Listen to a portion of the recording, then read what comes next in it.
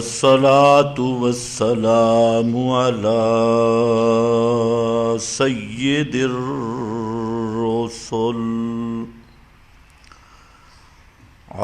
سيد الرسل وخاتم الأنبياء.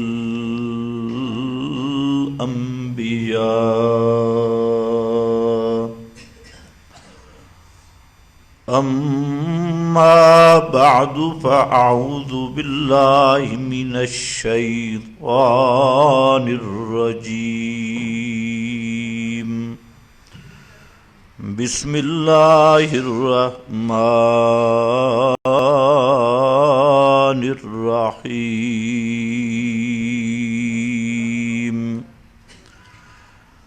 أَمَّن يُجِيبُ الْمُضْطَرَّ إِذَا دَعَاهُ. سبحان ربك رب العزة عما يصفون وسلام على المرسلين والحمد لله رب العالمين.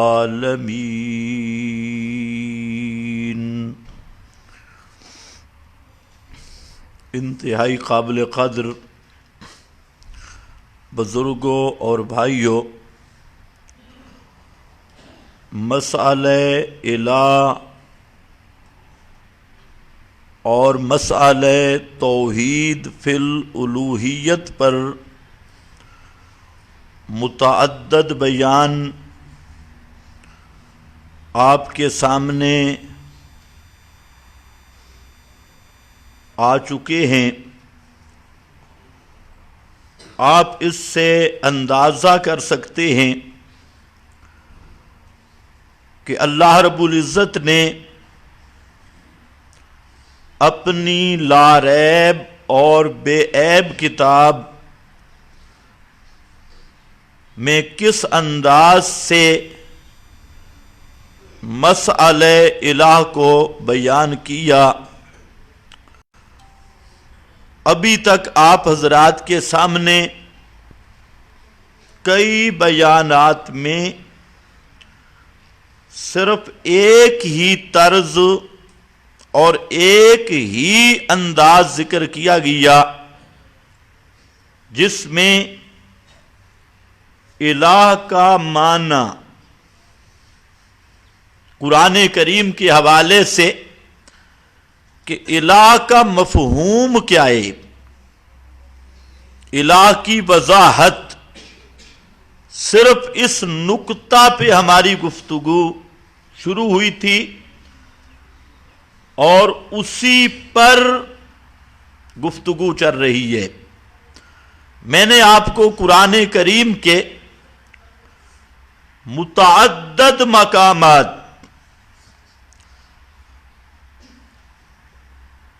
آپ کے سامنے ذکر کیے جس میں الہ کے معنی کا تعین کیا گیا ہے کہ الہ کس کو کہتی ہیں. اسی حوالہ سے گزشتہ جمعہ میں بھی اس آیت پہ میں نے گفتگو کی تھی، اَمَّن يُجِيبُ الْمُضْطَرَّ اِذَا دَعَاهُ وَيَكْشِفُ السُّوءَ. اس پر میں نے پیران پیر شیخ عبد القادر جیلانی رحمت اللہ تعالی علیہ ان کے متعدد حوالہ جات پیش کیے تھے کہ یہاں قرآن کریم میں جو یہ مسئلہ بیان کیا گیا ہے کہ الہ کا معنی دعا اور پکار کو سننے والا، الہ کا معنی حاجتیں پوری کرنے والا، الہ کا معنی مشکلیں حل کرنے والا، الہ کا معنی فریاد رس، الہ کا معنی غوث اعظم، دعا پکار فریاد کو سننے والا، تو اس پر میں نے الفتح الربانی کی 5 عبارتیں اصل کتاب سے پیش کی تھی کہ یہ جو میں معنی کر رہا ہوں یہی معنی اولیاء اللہ نے کیا ہے، اور ولی بھی وہ جس کو مشرک الہ سمجھتی ہے اور اس کو پکارتی، ان کی اپنی تعلیم میں بھی الہ کا مفہوم یہی آیا کہ الہ وہ ہے کہ جو پکارے سنے، اور الہ صرف اللہ ہے، اللہ کے سوا کوئی پکارے سننے والا نہیں۔ تو اس حوالہ سے قرآن کریم میں اس مسئلہ کو جس اہتمام کے ساتھ لیا گیا، اس کی کہیں نظیر نہیں مل سکتی۔ قرآن کریم کا ضابطہ ہے کہ اکثر مقامات پہ قرآن مسئلہ کی وضاحت کر دیتا ہے،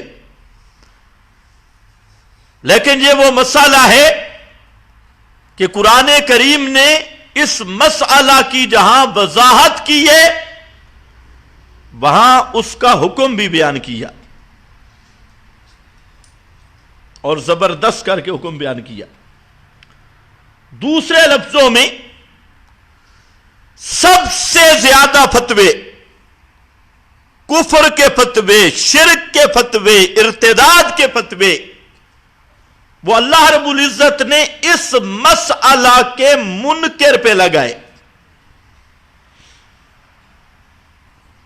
یہ انداز آپ کو کہیں نہیں ملے گا۔ مثلا اب یہاں امن یجیب المضطر اذا دعاہ ویکشف السوء، مشکلیں حل کرنے والا، یہ دلائل کی دنیا میں بیان کیا، اور اسی کو سورہ مومنون کے آخر میں انداز قرآن نے بدل دیا، اور وہاں پر انداز ذرا سنو، عجیب انداز ہے۔ فرمایا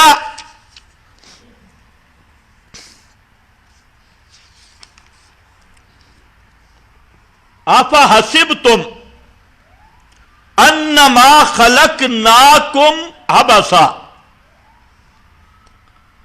جس آدمی پہ جنات کا حملہ ہو نا، تو یہ آیت اگر پڑھ دے تو جنات جیسا بھی سرکش جن ہو وہ تڑپنے لگ جائے گا۔ یہ بات میری سمجھے ہو؟ اچھا، یہ ثابت ہے حضرت عبداللہ ابن مسعود سے رضی اللہ تعالیٰ عنہ، جتنا تکڑا جن ہو ان ایتوں کو برداشت نہیں کرتا۔ میں ساتھ ایک اور بات کہتا ہوں کہ جن شیاطین کا حملہ جس پہ ہو، ان ایتوں کی تلاوت کرے تو جن بھاگتی ہیں، اور مولوی شیاطین کا جس پہ حملہ ہو اس آیت کا ترجمہ کرے تو مولوی بھاگ جائیں گے۔ اس آیت کا ترجمہ کر کے دیکھو، تلاوت سے جن اور ترجمہ سے ملا بے ایمان، شیاطین وہ بھاگیں گے۔ فرمایا آفا حسبتم انما خلقناکم عبثا، کیا خیال ہے تمہارا کہ تمہیں ہم نے بے مقصد پیدا کیا؟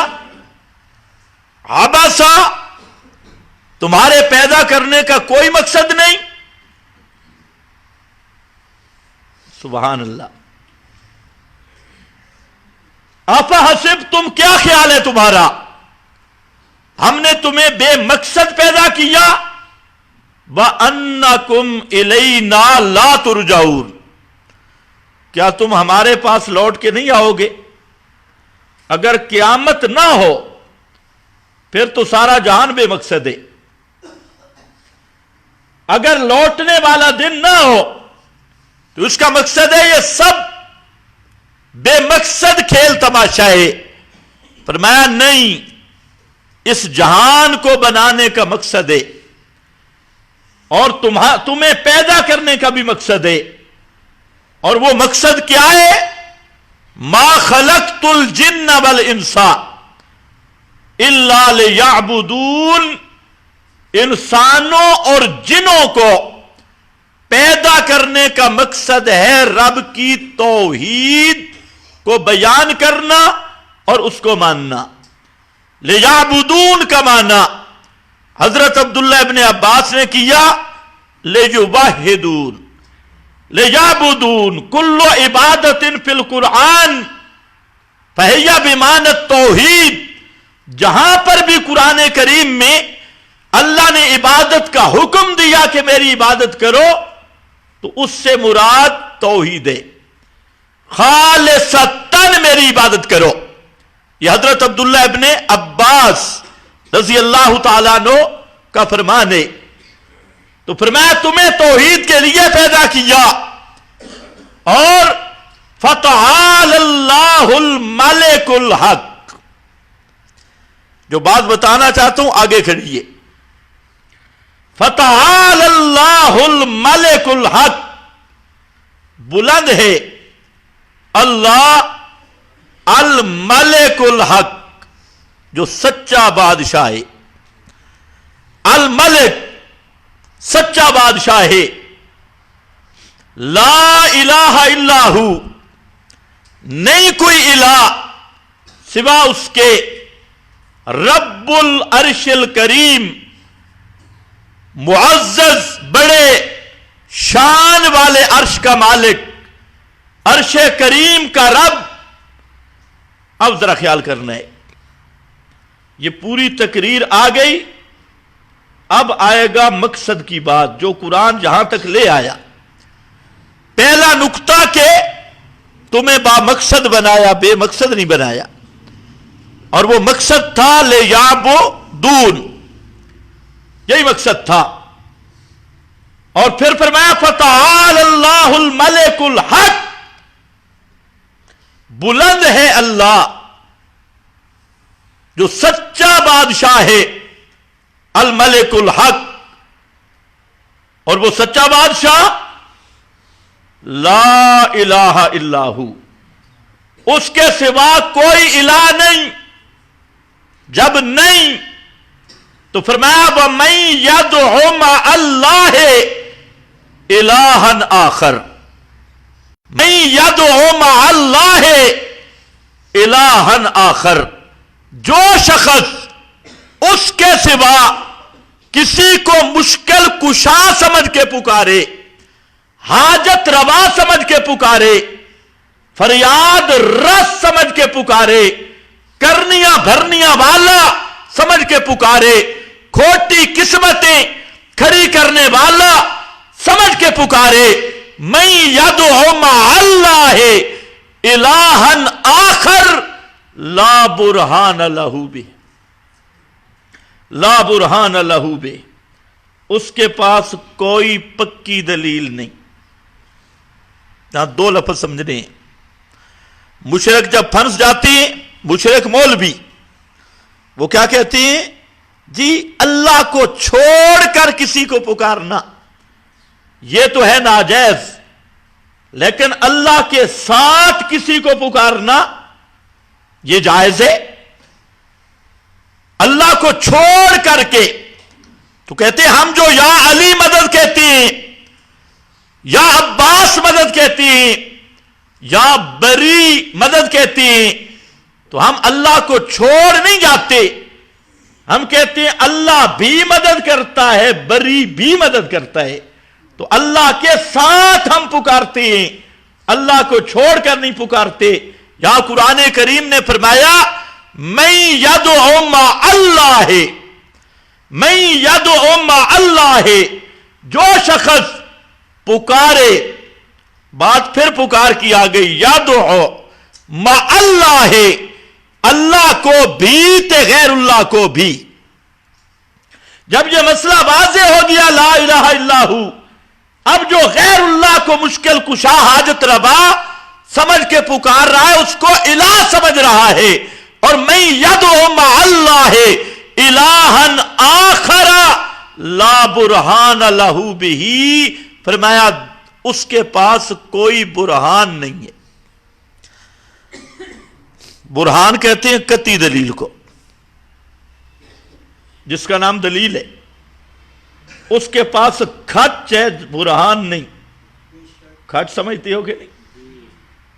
کھچ ہے، گپوٹیشن، بابا لکھ گیا، دادا لکھ گیا، شیخ الحدیث لکھ گیا، فلانا لکھ گیا، فلانا لکھ گیا، فلانا لکھ گیا، فرمایا لا برہان لہ بہ، اس کے پاس دلیل کوئی نہیں، برہان کوئی نہیں۔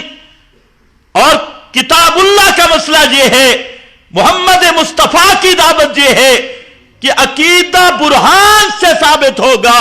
میرے پیغمبر نے برہان پیش کی، فرمایا قد جاءکم برہان من ربکم، لوگو تمہارے پاس برہان آ گئی، اور فرمایا میرے پیغمبر ان مشرکوں سے کہو ہاتو برہانکم، تم بھی برہان پیش کرو، ہم برہان لا رہے ہیں۔ قد جاءکم برہان من ربکم ہاتو برہانکم، تم بھی برہان لاؤ، اور میں اللہ پہلے بتا رہا ہوں لا برہان لہ بہ، جو اللہ کے سوا رسول کو مشکلوں میں پکارے، جو رب کے سوا محمد مصطفیٰ کو حاجتوں اور مشکلوں میں پکارے، اس کے پاس دلیل نہیں۔ دلیل یہ ہے الہ صرف رب ہے، پکار کے لائق ہونا یہ صرف اللہ کا خاصہ ہے۔ یہ ہے ثابت شدہ امر، یہ ہے برہان، لا برہان لہ بہ۔ پیر طریقت، سچے پیروں کو ہم مانتے ہیں، یہ بھی لوگوں کا الزام ہے کہ یہ سچے پیروں کو نہیں مانتے۔ سچے پیروں کو ہم مانتے ہیں لیکن رہنما مانتے ہیں۔ سچے پیروں کو ہم مانتے ہیں لیکن انہیں رہنما مانتی ہیں، اور سچا پیر وہ ہوتا ہے جو کتاب و سنت کا راستہ دکھائے، قرآن و سنت کا راستہ دکھائے، وہ سچا پیر ہے، وہ ولی اللہ ہے۔ پیر طریقت سید عنایت اللہ شاہ سے بخاری رحمت اللہ تعالی علیہ ساری زندگی قرآن بیان کیا، اور قرآن یہ وفادار ساتھی ہے۔ سارے ساتھی چھوڑ جاتے ہیں، قرآن کا رشتہ یہ کبھی نہیں چھوڑتا، یہ اتنا وفادار ہے، یہ قیامت میں بھی ساتھ ہوگا۔ جہاں سب چھوڑ جائیں گے، ایسے مقامات بھی آئیں گے کہ وہاں پر قریب سے قریب ساتھی بھی وہ دور بھاگے گا، لیکن قرآن وہاں ساتھ ہوگا۔ اور اللہ کے رسول نے فرمایا القرآن حجت لک او علیک، یہ قرآن تیرے ساتھ چلے گا۔ تو شاہ سے بیمار ہو گئے،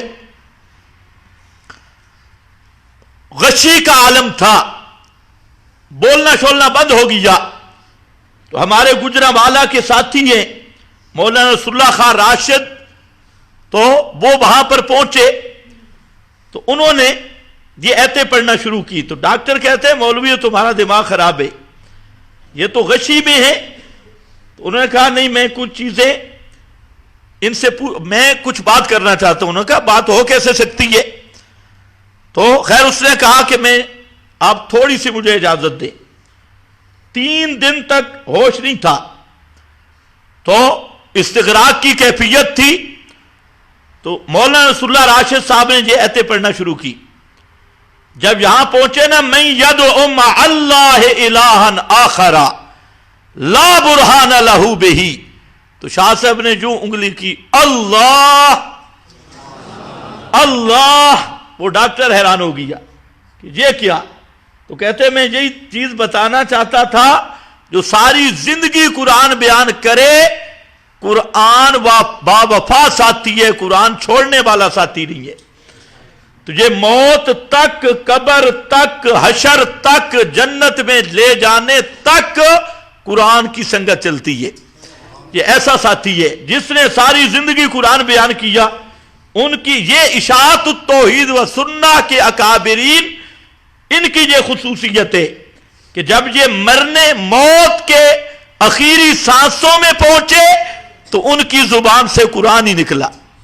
حضرت شیخ عبد الغنی جاجروی رحمت اللہ علیہ، جو مرشد العلماء اور وقت کے عظیم محقق، ان کی کتابیں کتاب التوحید، مقدمہ کتاب التوحید، فوائد تفسیریہ، وقت کے امام تھے.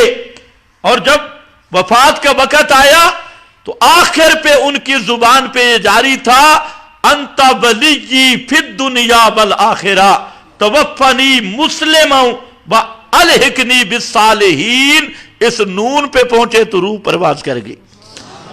الحقنی بالصالحین. حضرت شیخ القرآن رحمت اللہ علیہ، ان کے آخری لفظ کہ سبحان اللہ ہے، وہاں پر وہ سورہ یاسین کے آخر پڑھ رہے تھے.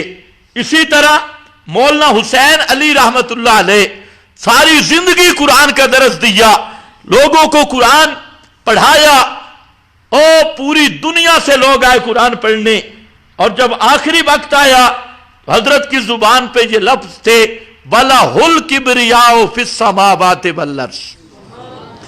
وَلَهُ الْكِبْرِيَاءُ، اللہ ہی کی بلندی اور بڑائی ہے، آسمانوں میں بھی اور زمین میں بھی اسی کی شان بلند ہے. وَلَهُ الْكِبْرِيَاءُ. تو مَن يَدْعُ مَعَ اللَّهِ إِلَٰهًا آخر لا برہان لہو بہی.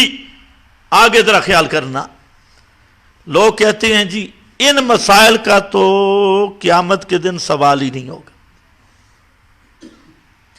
کئی بے ایمان صوفی آپ کو ملیں گے جو بظاہر بڑے متقی، کابل والی، کراچی والی، بڑے متقی، میٹھے میٹھے بول، جبے کبے، مچھاں دا ستیا ناس. اور اگر آپ دیکھیں تو آپ کہیں گے ماشاءاللہ ان سے بڑا اولیاء اللہ دنیا میں کو ہوتے. پکے بے ایمان ہیں، اوپر کے نہیں، اندر کے شیاطین. وہ کہتے ہیں ان مسائل کی تو پوچھ ہی کوئی نہیں جو تم نے چھیڑا ہے. اب سنو، فرمایا فَإِنَّمَا حِسَابُهُ عِنْدَ رَبِّهِ. انما حسابہ، یہ حساب کتاب اس مسئلے کا، یہ غیر اللہ کی پکار والے مسئلے کا، یہ جو حساب ہے عند ربہ، اس کے رب کے ہاں ہوگا. یہ سوال و جواب ہوگا. اور یہ کس فہرست میں ہوگا؟ اتنی لمبی تمہید سے لایا. جو اصل بات میں کرنا چاہتا تھا کہ سب سے زیادہ فتوے ہیں اس مسئلہ پہ. اب دیکھنا جی ہے کون غیر اللہ کو پکارنے والا؟ فرمایا انہو لا یفلح الکافرون. انہو لا یفلح الکافرون، بے شک نہیں کامیاب ہوں گے. حساب کتاب ہوگا قیامت کے دن کہ اللہ کو پکارتا رہا یا غیر اللہ کو بھی ساتھ پکارتا رہا. صرف یا اللہ مدد والا تھا یا علی مدد والا تھا. صرف یا اللہ مدد والا تھا جب باؤ سلطان کی چوکھٹ پہ جا کے بھی پکارتا تھا. صرف اللہ سے مدد مانگتا تھا یا پیروں فقیروں قبروں مزاروں پہ جا کے ان کو بھی پکارتا تھا. اس کا حساب ہوگا. انما حسابہ عند ربہ، حساب بھی ہوگا اور فیصلہ بھی کیا ہوگا؟ انہو لا یفلح الکافرون. فرمایا پکی بات ہے، کافر کبھی کامیاب نہیں ہوگا. جہاں کافر کس کو کہا؟ جو اللہ کے ساتھ کسی دوسرے کو سما کے عقیدے سے پکارتا ہے، حاجتوں میں، مشکلوں میں، یا قبروں پہ جا کے کہتا ہے ہؤلاء شفاؤنا عند اللہ، یا صورتوں کے سامنے، فوٹوؤں کے سامنے جا کے کہتا ہے ہؤلاء شفاؤنا عند اللہ، یہ ہمارے کام کر دیتے ہیں یا کروا دیتے ہیں. اللہ نے جہاں سورہ المومنون کے آخر میں ان لوگوں کو پکا کافر فرمایا. انہو لا، جو ناراض ہو رہے ہیں وہ بھی پڑھیں، انہو لا یفلح اب معنی میں بدل دوں، میٹھے میٹھے کافر، پیارے پیارے کافر، خیستہ کافر، سونے سونے کافر، میٹھے میٹھے کافر. انہو لا یفلح الکافرون، بات یہ ہے کافر کامیاب نہیں ہوں گے. اور کافر یہی ہے جو غیر اللہ کو پکارتا ہے. وہ سورۃ الرعد یہاں تو میں نے بیان نہیں کی، ویسے آپ نے وہ سنی ہے، اس کا آخری جملہ لانا چاہتا ہوں. وہاں پر اللہ نے یہی مسئلہ اَمَّن یُجِیبُ الْمُضْطَرَّ، مسئلہ پکار کو بیان کیا. اور سب سے اہم مسئلہ، سب سے بڑا مسئلہ توحید فی الالوہیت کی معراج، پوری توحید کی معراج وہ خالص اللہ کی پکار ہے، اللہ کو پکارنا ہے اور اس میں شریک نہ کرنا. تو سورۃ الرعد میں اللہ رب العزت نے اس مسئلہ کو کھولا اور فرمایا لہو دعوت الحق، لہو دعوت الحق، پکار کے لائق ہونا یہ صرف اللہ کا خاصہ ہے. پکار کے لائق ہونا صرف اللہ کا خاصہ ہے. کیوں؟ فرمایا اللہ کے سوا کوئی پکار کے لائق نہیں. کیوں؟ والذین یدعون من دونہ لا یستجیبون لہم بشیء، اللہ کے سوا جن کو یہ پکارتے ہیں وہ بشیء، بشیء ذرا بھی جواب نہیں دے سکتے. اور اللہ قال ربکم ادعونی استجب لکم اجیب دعوت الداع اذا دعان. فرمایا استجابت میں کر سکتا ہوں. استجابت کا معنی دعا پکار کہ نتیجہ ٹھکانے لگانا. فرمایا میں مرتب کر سکتا ہوں. اگر سمجھ نہ آئے، آدم نے مجھے پکارا فاستجبنا، نوح نے مجھے پکارا فاستجبنا، زکریا نے مجھے پکارا فاستجبنا، یونس نے مجھے پکارا فاستجبنا، محمد مصطفیٰ نے مجھے پکارا تو فاستجاب لہم ربہم، میں نے جواب دیا. اور میں استجابت میں کر سکتا ہوں. اور میرے سوا لا یستجیبون لہم بشیء، ذرا بھی جواب نہیں دے سکتے. اب مشرک کہتے سنتے تو ہیں نا، سنتے تو ہیں. فرمایا سنتے ہیں. اگلی گل بڑی مشکل نے، سنتے ہیں جواب دیتے ہیں. تو میرا پیغمبر ان کو چیلنج کر، یہ کہتے ہیں سنتے ہیں جواب دیتے ہیں، آؤ قبر منتخب کر لو، بری پہ آنا ہے آؤ، علی حجویری پہ آنا ہے آؤ، کرایہ میں دوں گا، اور مدینہ منورہ آنا ہے آؤ. کوئی قبر متعین کر اور قرآن کا چیلنج قبول کر. قرآن کہتے ہیں میرے پیغمبر، یہ کہتے ہیں سنتے جانتے ہیں. ان کو کہو فادعوہم فلیستجیبوا لکم، فادعوہم فلیستجیبوا لکم. آؤ میرے سامنے ذرا پکاریں، میرے سامنے آ کے پکارو. اگر وہ سنتے ہیں تو جواب دیں. آسان حل ہے یا مشکل ہے؟ پاکستان میں جھگڑے نہیں ختم ہو رہا. اس آیت کو یاد رکھ لو، یہ پیغمبر کا چیلنج ہے کہ کوئی قبر متعین کر. اور تیرا دعوی سنتے ہیں، سفارشیں کرتے ہیں، تو محمد مصطفیٰ کا چیلنج फदऊहुम फलयस्तजीबू लकुम इन कुंतुम सादिकीन। तुम जरा पुकार के देखो, मुशरिकों को कहो झगड़े की जरूरत नहीं, अगर सुनते हैं तो आओ कब्र पे चले और पुकारो उनको। फलयस्तजीबू लकुम, चाहिए कि जवाब दें तुम्हें। इन कुंतुम सादिकीन, अगर हो तुम सच्चे। जवाब आया तो तुम सच्चे, और जवाब ना आया तो तुमसे बड़ा कज़्ज़ाब कायनात में कोई नहीं है।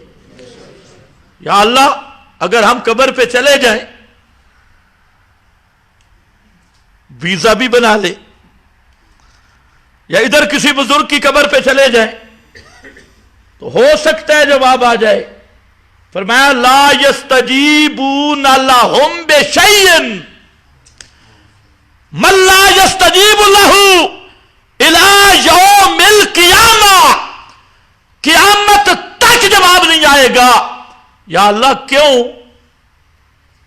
फरमाया इन्नमा यस्तजीबुल लज़ीना यस्माऊन वल मौता, जवाब वो देता है जो सुन सकता हो, और जो मुर्दे हैं ये सुन नहीं सकते। जवाब तो तब दे के सुने। वल मौता यबअसुहुमुल्लाह, ये तो क़यामत तक मुर्दे रहेंगे। तो जब मुर्दा है तो जवाब क्या देगा? जब सुनते ही नहीं तो जवाब कैसे आएगा? इसलिए फरमाया फदऊहुम फलयस्तजीबू लकुम इन कुंतुम सादिकीन। हजरत इब्राहिम ने फिर यही तजर्बा किया, चले गए ना, और जाके हजरात अकाबिर किसी की टांग काटी, किसी का नाक, किसी का कुछ, किसी का कुछ, सबका टुकड़े टुकड़े करके जुजाजा ते मारका आ गया।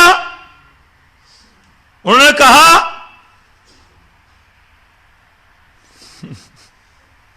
यार कौन दहशतगर्द आ गया था? ये कौन था? ओ लंबा वाकया। हजरत इब्राहिम ने कहा फसअलू कबीरुहुम हाजा फसअलूहुम, ए आला हजरत से तो पूछो।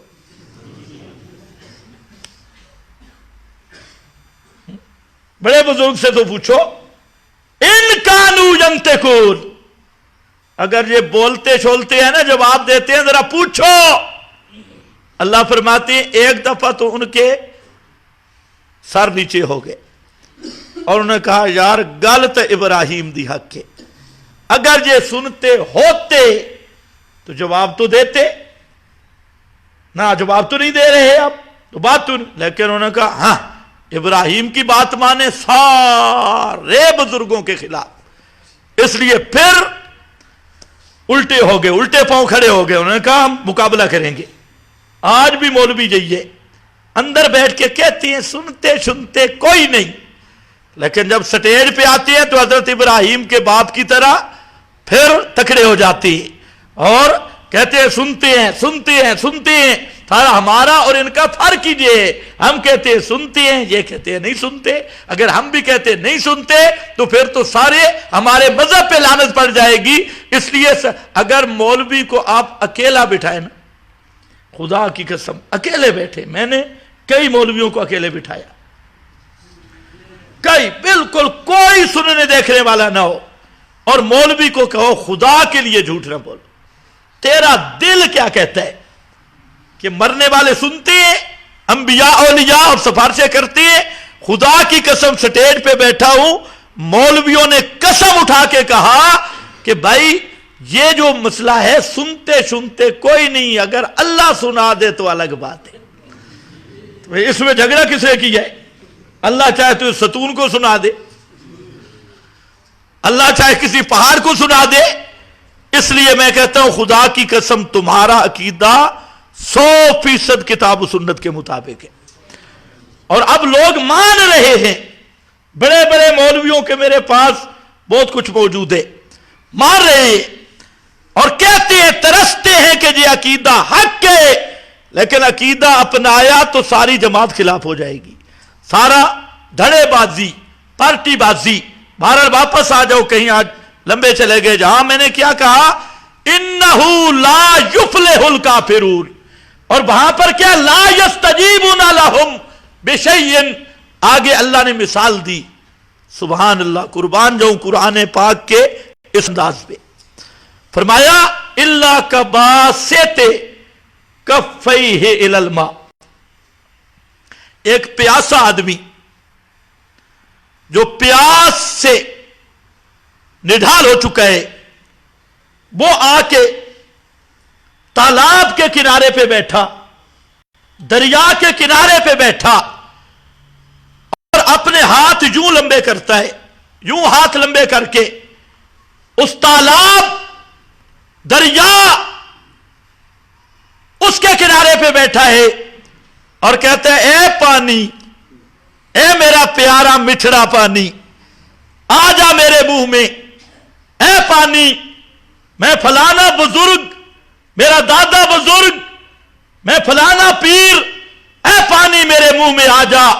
اللہ فرماتے ہیں قیامت تک وہ تالاب کے کنارے پہ بیٹھا رہے، دریا کے کنارے پہ بیٹھا رہے، ہاتھ پھیلانے والا ما ہوا ببالغہ، وہ پانی قیامت تک اس کے منہ میں نہیں آ سکتا. آپ کیا سمجھتے ہیں، آئے گا؟ پانی کا تالاب ہے، دریا ہے، اور یہ کنارے پہ یوں بیٹھا ہے اور پانی کو کہتا ہے پانی آ جا، پانی آ جا. فرمایا ما ہوا ببالغہ، یہ پانی قیامت تک نہیں آ سکتا. کیوں؟ طریقہ کیا تھا کہ پہلے کوئی لوٹا لیتا، رسی لیتا، کوئی برتن لیتا، اس میں پانی ڈال کے منہ سے لگاتا، اسباب استعمال کرتا. یا اسباب ہے کوئی نہیں، یوں بیٹھے، آ جا پانی، آ جا پانی، یوں ہاتھ پھیلا کے بیٹھے. تو بغیر اسباب کے پانی آ سکتا نہیں. اللہ نے فرمایا او میرے نبی کی قبر کے کنارے پہ بیٹھنے والا، ولی اللہ کی قبر کے کنارے پہ بیٹھنے والا، جس طرح اس تالاب میں پانی تر و تازہ خوشبودار موجود ہے، اسی طرح قبر انور میں وجود محمد مصطفیٰ کا، انبیاء کا اسی طرح تر و تازہ موجود ہے. لیکن جس طرح دریا کے کنارے بیٹھنے والا، تالاب کے کنارے بیٹھنے والا، پانی اس کے منہ میں نہیں آ سکتا اس لیے کہ اسباب نہیں، اسی طرح مرنے کے بعد محمد مصطفیٰ ہوں، حضرت عزیر ہوں، حضرت ابراہیم ہوں، وہ بھی اس کی بات کو، پکار کو سن نہیں سکتے، اس لیے کہ روح جدا ہو گئی. اب جہاں پر بھی اسباب نہیں، جیسے وہ پانی منہ میں نہیں آ سکتا، یہ بھی مشکل کشائی نہیں کر سکتے. واہ قرآن، یہ ہے مثال. اچھا یا اللہ، اگر یہ پکارتا رہے پھر؟ کچھ لوگ کہتے ہیں تاں کیڑی گل ہے، پکارتا رہے پھر؟ یہ ہے کون؟ اگلا جملہ سننا، یہ بھی یاد رکھنا، انہو لا یفلح الکافرون. اور جہاں پر آ رہا ہے وما دعاء الکافرین الا فی ضلال، نہیں پکار کافروں کی مگر محض بے اثر، فی ضلال، بے اثر. یہاں پر سوال ہے، کافر کی پکار بے اثر کیا معنی؟ کون سی پکار؟ یہ بات سمجھنی ہے. کافر کی کون سی پکار؟ یہ جو غیر اللہ کو پکار رہا ہے.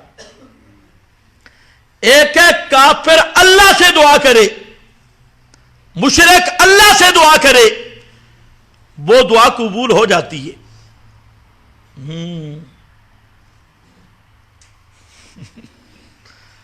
لوگ تو کہتے ہیں ہم گناہ گار ہیں، ہماری سنتا نہیں. شیطان کافر بن کے اللہ سے مانگا تھا کہ نہیں؟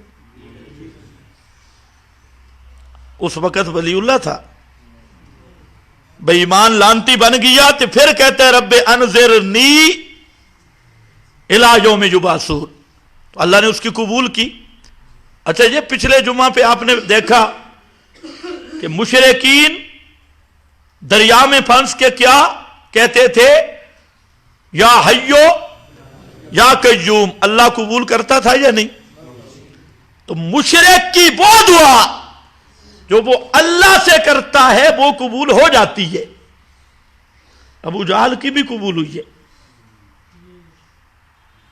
जब जाने लगा ना बदर में, तो क्या दुआ मांग के गया था? इन का नहाजा हो बल हक का बिन इंदेक।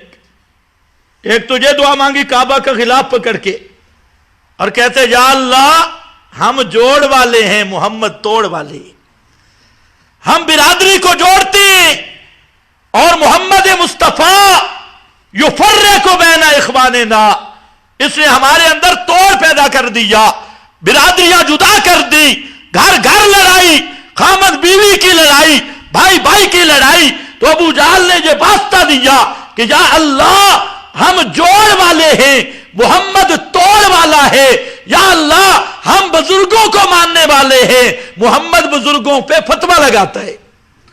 यो कफ्फिरो आबा अना, ये बुजुर्गों की तकफीर करता है और कहते हैं या अल्लाह हम तो अकाबिर के मुत्तबे हैं, वजदना अलैहि आबा अना, और मोहम्मद ये अकाबिर के खिलाफ साबी है, इतने सारे बुजुर्गों के खिलाफ मजहब अपनाया है। हम तो कहते हैं हाउलाए शुफाउना इंदल्लाह। जब हम हजरत इब्राहिम इस्माइल की कब्र पे जाते हैं और कहते हैं ए बाबा इब्राहिम, ए बाबा इस्माइल, उदुल्लाह लना, ए बाबा साड़ी सुन के अल्लाह तक पहुंचा दे, और पुकारते हैं उनको। और ये मोहम्मद कहता है ला यस्माउ दुआकुम, वो तुम्हारी पुकारे नहीं सुनते। और ये मोहम्मद कहते हैं वमन अज़ल्लो मिम्मन यदू मिन दूनिल्लाह, उससे बड़ा काफिर कोई नहीं जो अल्लाह के सिवा गैरों को हाजतों में पुकारे, मुश्किलों में पुकारे, सबसे बड़ा काफिर, सबसे बड़ा गुमराह। तो अबू जहल ने वहां वास्ते दिए या अल्लाह मोहम्मद और हम में जो हक पे है उसको फतह नसीब कर। दुआ कबूल हुई कि नहीं? अल्लाह करे तुम्हें समझ आए। उसने तो यही मांगा था, इनका नहाजा हो बल हक का मिन इंदिक फअमतिर अलैना हिजारतम अबेतना बेअज़ाबिन अलीम। अल्लाह सख्त अजाब दे।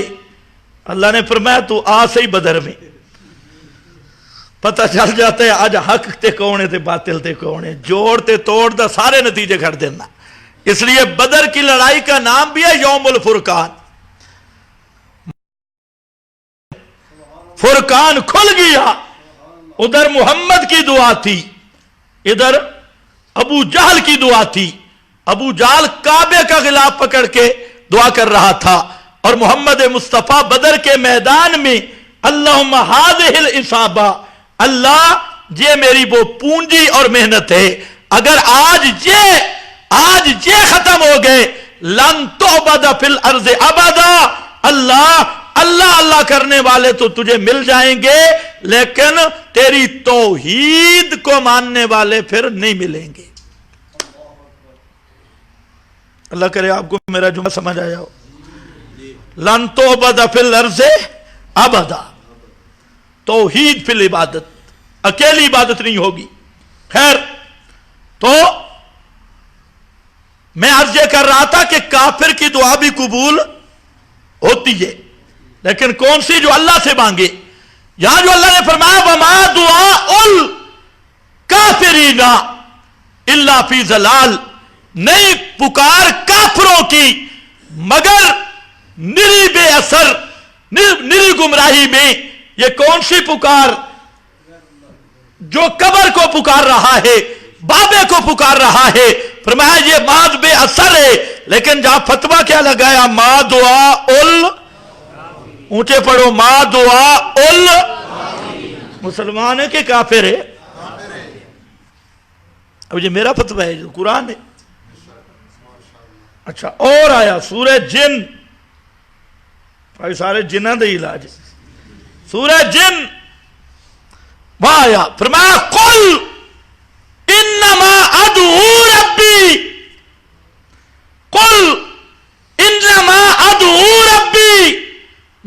محبوب اعلان کر دو اپنے عقیدے اپنے مذہب کا.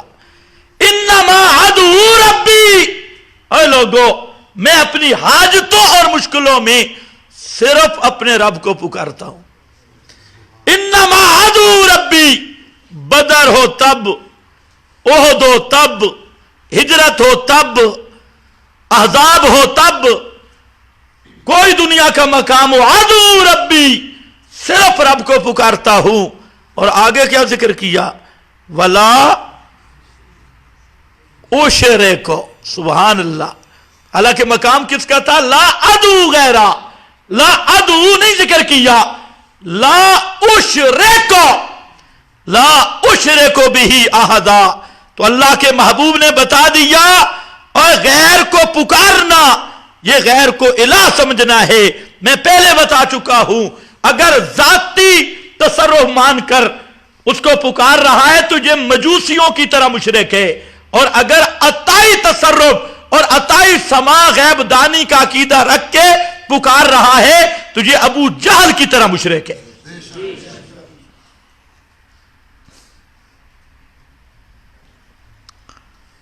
ابھی یہ انشاءاللہ مضمون چلے گا، آج تھوڑے سے ہم مضمون کو زیادہ بکھیر دیا، آگے جانا تھا تو اگلے جمعے پر. ابھی 2 دن پہلے ٹی وی پر ایک بہت بڑی پاگل کتیا اس نے بکواس کیا. تو 2 باتیں عرض کروں گا. یہ جو اس نے بکواس کیا حضرت سیدنا صدیق اکبر رضی اللہ تعالی عنہ کے بارے میں.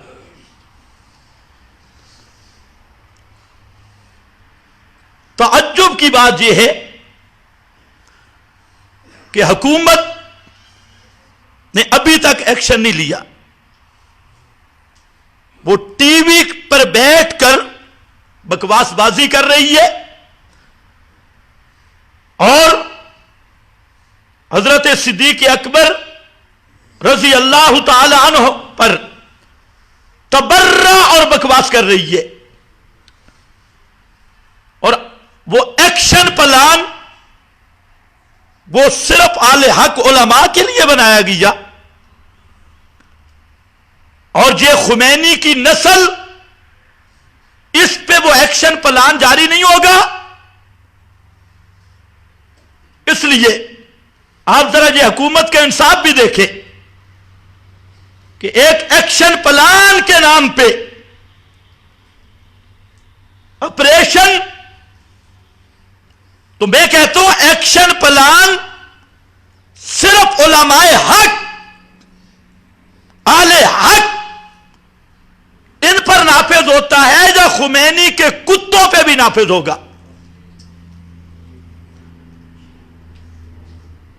ان پہ نافذ ہونا چاہیے یا نہیں؟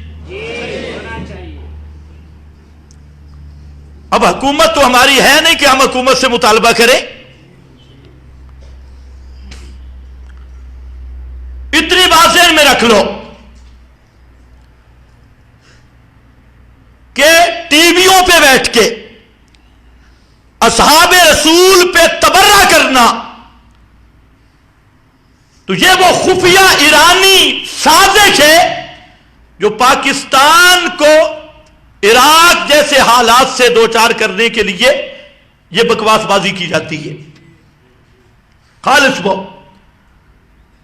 تو اس لیے عمران خان ہو یا حکومتی کارندے، آخر فوج میں بھی غیرت والے جوان موجود ہیں اور دیگر اداروں میں بے غیرتوں سے میری بات نہیں، جن کے سینے میں ایمان ہے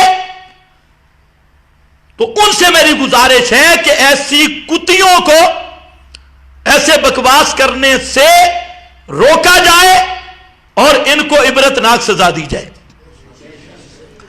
اور جو اس کے وکیل آئے، وہ خود بھی وکیل ہے، وکیل آئے، پوری دنیا شیعت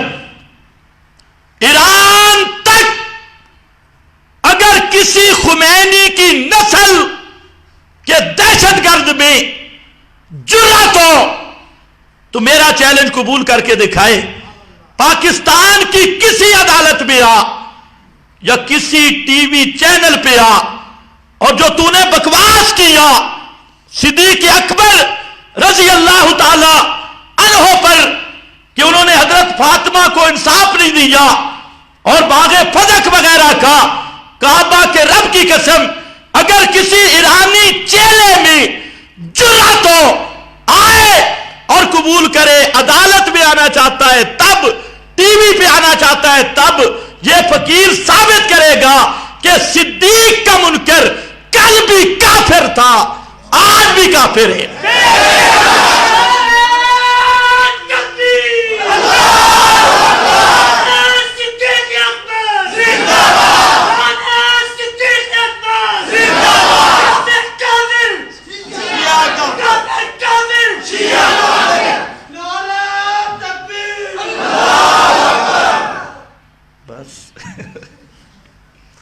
نعروں کی بات نہیں، دکھ ہوتا ہے۔ اب میں حیران ہوں کہ اپنے آپ کو اہل سنت کہلوانے والے وہ گونگے وہ کہاں گے؟ ٹی وی پہ بکواس، اور حکومت بھی ذہن میں رکھ لے صحابہ کے وارث مر نہیں گئے، اللہ کے فضل سے پوری قوت کے ساتھ موجود ہیں، اور عظمت ناموس صحابہ کا دفاع جو اخلاص سے کیا اور کرنے والے ہیں وہ اشاعت التوحید کے نوجوان ہیں۔ اگر علمی دنیا میں کچھ شبہ ہو، آؤ میدان میں آؤ، اگر میں تسلی نہ کراؤں اور تمہیں کافر ثابت نہ کروں، کعبہ کے رب کی قسم ڈی چوک پہ مجھے گولی مار دی جائے، میرا خون حکومت پہ بھی معاف ہے، تم پہ بھی معاف ہے، اور اگر تمہیں اس کرشن اور ابو جہل کی طرح کافر اور مشرک ثابت کر دوں، پھر ایسے کتوں کے گلے میں پٹا ڈالنا ضروری ہے۔ جی حضرت زہرا کو انصاف نہیں ملا، ہاں اس کمینی سے پوچھو بھائی تجھے پتہ ہی ہے کون سا انصاف نہیں ملا، کس چیز کا انصاف نہیں ملا؟ کہتے ہیں انصاف تو وہاں ختم ہو گیا جب پہلے خلیفہ نے انصاف نہیں کیا۔ اب توجہ ہے، یہ 14ویں صدی کی کتی بھونک رہی ہے، اور ہم بار بار اہل تشیع کو یہ چیلنج کر چکے ہیں کہ باغ فدق کا یہ جو قضیہ لوگوں کے سامنے پیش کرتے ہو، اب عدالت میں پیش کرو، اور اگر ہم پہ ہمارے ذمہ باغ فدق کا کیس ثابت ہوگی، یا خدا کی قسم پورے باغ فدق کی قیمت ہم دینے کے لیے تیار ہیں، ہم پہ کیس کرو۔ لیکن آج تک اہل تشیع میں کسی غیرت مند ماں نے، غیرت اس مذہب میں ہے نہیں، ایسا بیٹا جگہ نہیں جو جرأت کر سکے اس فدق کے قضیہ کے متعلق، کیس کے متعلق۔ تو کیس ہوا ہے، اگر تو ہوا ہے، مجھے پتا چلا کہ اس پہ کسی نے درخواست دی ہے، اگر نہیں دی تو انشاءاللہ العزیز اس کا مدعی میں خود بن کے اس پر کیس کروں گا، ہائی کورٹ، سپریم کورٹ اور عدالتوں میں بھی، اور وہاں ہم دیکھیں گے کہ جج کیا کہتے ہیں، اور یہ وکلا ساری دنیا کے شیعہ وکیلوں جمع ہو جاؤ اور اسی کیس کو ذرا ثابت کرنے کی جرات کرو۔ یہ تو پتہ چلے گا شیعہ مذہب میں تو یہ لکھا ہے کہ اگر خلیفہ ناحق کو تو اس سے اپنے حق کا مطالبہ کرنا حرام ہے۔ شیعہ مذہب کی سب کتابوں میں لکھا ہے کہ خلیفہ ناحق کو تو اس سے اپنے حق کا مطالبہ کرنا حرام ہے۔ ہمارا سوال ہے کہ ابو بکر خلیفہ حق تھے یا ناحق تھے؟ ان سے سوال ہے، ان سے، تم سے نہیں، ان سے۔ اس کا بھی ذرا ٹی وی پہ جواب دینا۔ حضرت صدیق اکبر خلیفہ حق تھے یا نہ حق تھے؟ اگر خلیفہ حق تھے تو فیصلے بھی حق کے، اور اگر خلیفہ نہ حق تھے تو کیا رسول کی بیٹی حرام کا مطالبہ کرنے گئی تھی؟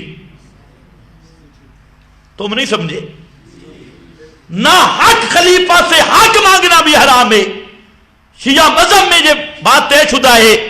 تو میرا سوال یہ ہے بقول تمہارے، اگر حضرت فاطمہ نے مطالبہ کیا تو خلیفہ حق سمجھ کے کیا یا نہ حق سمجھ کے کیا؟ اگر حق سمجھ کے کیا تو پورے شیعہ مذہب پہ لعنت پڑ گئی اور ان کا کفر واضح ہو گیا کہ جس کو فاطمہ الزہرا خلیفہ برحق مانے، تم بھنگی چرسی اور کرائے کے یہ ایرانی کتے تم کیسے اعتراض کر سکتے ہو؟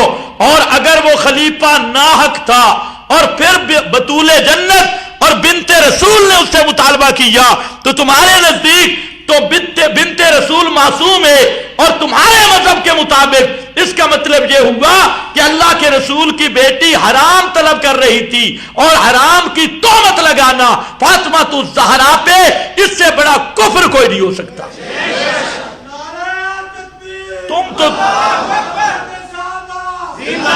یہ باغ فدق، باغ فدق کو نہ چھیڑو، تمہارے سارے فدق نکال دوں گا۔ اگر باغ فدق کا مطالبہ حضرت فاطمہ نے کیا تو دو حال سے خالی نہیں، خلیفہ برحق سمجھ کے یا نہ حق سمجھ کے۔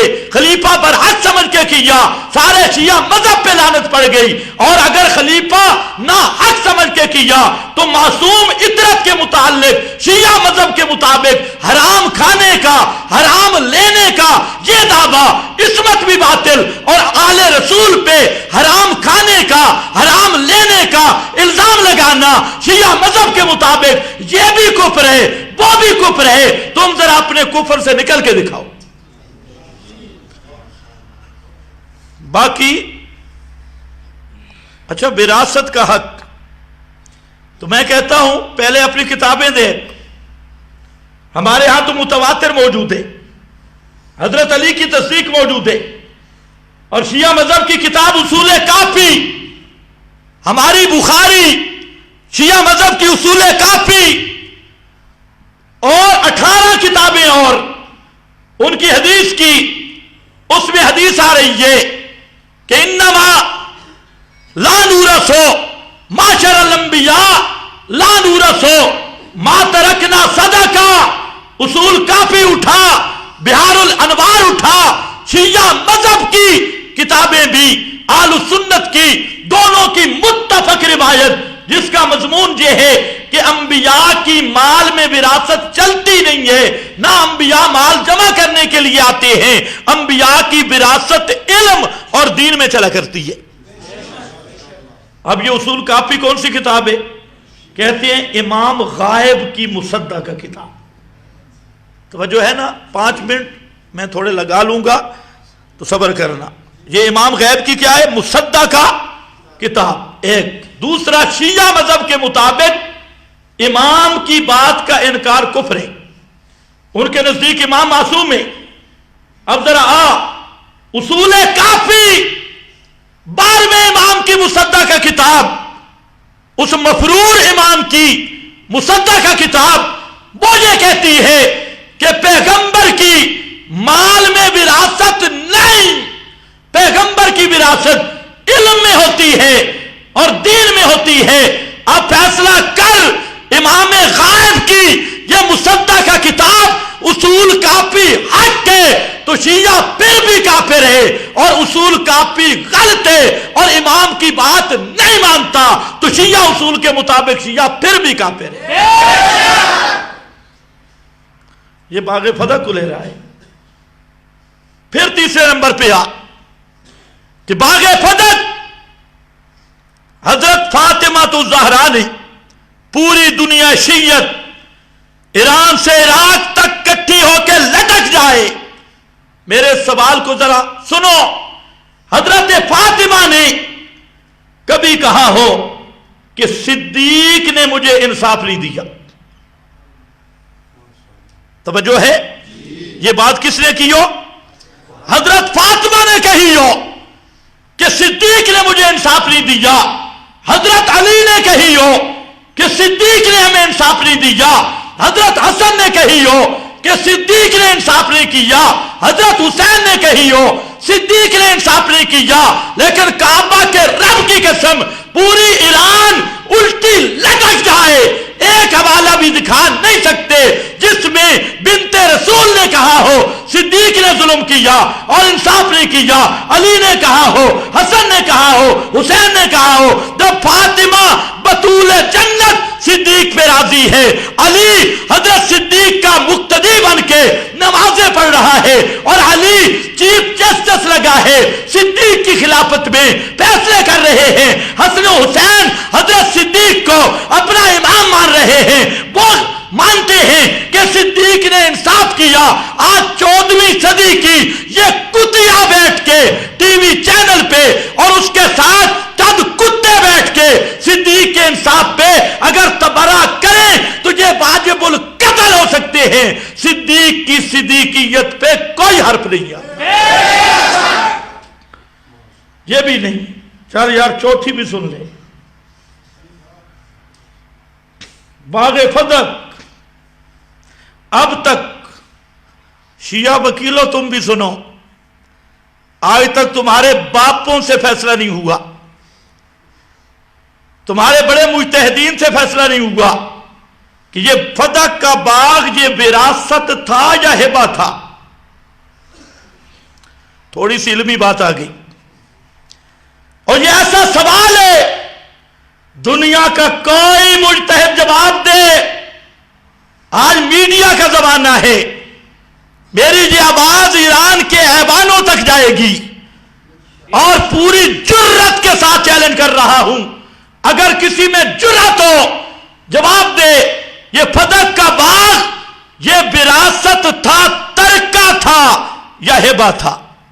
اگر ترکہ ہے تو ہبہ نہیں، ہبہ ہے تو ترکہ نہیں، اور شیعت درمیان میں لٹکی ہوئی ہے، کبھی ہبہ کہتی ہے کبھی ترکہ کہتی ہے، ہبہ کہہ کر ترکہ کی نفی، ترکہ کہہ کر ہبہ کی نفی۔ تو اس کیس کو تو تم نے خود ختم کر ڈالا، تم اپنے مولویوں، اپنے مجتہدوں، اپنے ذاکروں کو پہلے لگام ڈال کر کسی ایک پٹری پہ لاؤ، بعد میں ابو بکر صدیق کا نام لینا۔ ابھی تک تو تم سے یہ نہیں فیصلہ ہوا کہ یہ ترکہ ہے یا ہبہ ہے کیا چیز؟ اور پھر وہ ایک وکیل کھڑا تھا، اس نے کہا بخاری میں بھی ہے غضبت فاطمہ تو فاطمہ ناراض ہو گئی۔ تو میں نے کہا اچھا، اگر حضرت فاطمہ ناراض ہو جائے تو کیا فتویٰ ہوگا؟ کہتے جو فاطمہ کو ناراض کرے وہ جہنمی ہے۔ میں کہا بہت اچھا، یہاں تو ایک دفعہ آ گیا فاطمہ ناراض ہوئی، اور شیعہ مذہب میں 4 مقام پہ حضرت فاطمہ حضرت علی سے ناراض ہوئی۔ اللہ کرے تمہیں سمجھ آئے۔ وقت نہیں، انشاءاللہ آئندہ جمعہ آئے گا، اب جمعہ چلے گا شان صدیق اکبر پر انشاءاللہ۔ صدیق پہ جتنے اعتراض ہیں ایک ایک کا جواب دوں گا۔ اب ذرا آؤ، تو ایک دفعہ جو ناراض کرے وہ جہنمی ہے، جو 4 دفعہ کرے۔ شیعہ مذہب نے لکھا ایک دفعہ تو حضرت فاطمہ نے حضرت علی کی گریبان سے پکڑا تو جبریل نے آ کے چھڑایا، شیعہ کی کتابوں میں۔ ہم تو کہتے ہیں یہ نرا بکواس سے، جھوٹ کا پلندہ ہے، لیکن یہ شیعہ مذہب ہے تو خیر۔ اور یہ غازبت فاطمہ کوئی سنی بیٹھا ہو وہ سن نہ ہو جائے، یہ غازبت فاطمہ والی روایت بالکل مردود ہے۔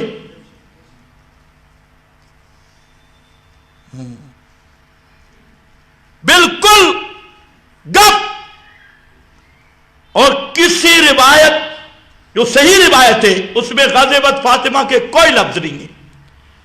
یہ زہری کے بھی نیچے 3 شاگردوں میں سے اس سے بھی ایک نیچے والا ایک شاگرد، اس کا اپنا یہ ظن اور تخمین ہے، یہ کوئی روایت یا حدیث نہیں۔ تو بخاری میں آ جائے تو کون سا لارے بن جاتی ہے؟ اب بے شک تھوڑی ہے. چلو توجہ کر. مصیبت یہ ہے کہ سنی بھی سن رہے نا، پتہ ان کو بھی نہیں. تو اگر اہل تشیع میں جرأت ہو، یہ تو میرا بہت ہی پسندیدہ موضوع ہے. ٹی وی پہ آؤ، عدالت میں آؤ، اور کوئی میدان مناظرہ سجانے چاہتے ہو، اب بات چل پڑی تو کتیوں کو نہ بھونکاؤ، ان کے ساتھ کسی کتے کو جوڑو، کیونکہ اب موسم بھی بہار کا آنے والا ہے، تو اس بہار میں ساری گرم ہوتی ہے. تو یہ بھی وہ گرم ہوئی تو اس نے یہ علت کی. تو ایسی باتیں چھوڑ دو. اگر علمی میدان میں آنا چاہتے ہو تو انشاءاللہ تمہاری علمی پیاس بجھانے کے لیے ایسا ہم انتظام کریں گے کہ پھر پیاس لگے گی نہیں. وآخر دعوانا الحمد.